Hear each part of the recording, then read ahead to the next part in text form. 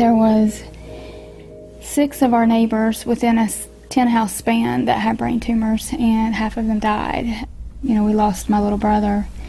It was like, after you got beyond the numbness, it was like you were scared, oh my gosh, it's in the water, we've got to get the kids out of here, we've got to do something. And so my husband and I actually tried to sell the house immediately as soon as we realized. And of course you can't sell a house with contaminated water because no one is going to buy that.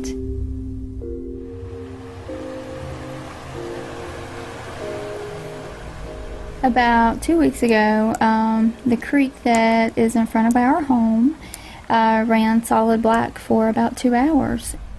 On up, there are a bunch of slurry ponds and things of that nature.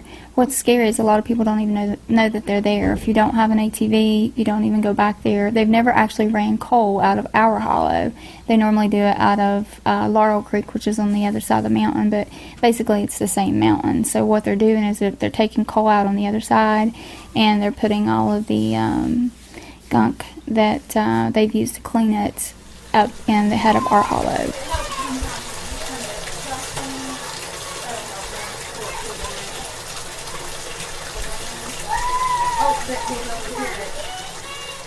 Bath time, it's really sad because, they are children, and especially the little one, he loves water, so he loves to play in water.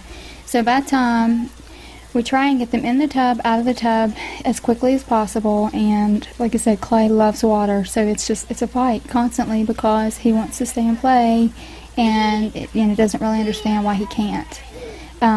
When it's something very common that children do, and it's something that we used to let him do more before we found out what was actually in our water, because we really just found out about the contamination within the last year and a half. If you clean your home with bleach, when you're finished, the bleach is absorbed in your skin, and it's the same thing in the water that they're bathing in. I mean, it's arsenic is in it, manganese, lead, and it's being absorbed in their skin every night, so you don't know what damage it's doing to them.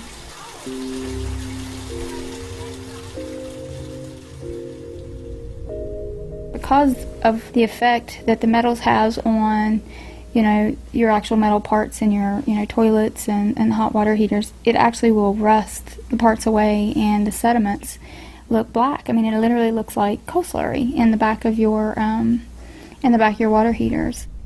There's one lady who looks like burnt macaroni and cheese in the bottom of her toilet. When you have 29-year-olds dying, when you have 4-year-olds with brain cancer and infants with cancer, the picture couldn't be any more clear about what's going on. It's one thing to say, well, we live around the mines, we think it's happening, but it's another thing when you say, here's my water results. Everything that's in your sludge ponds is in my water. So, how could it not be related?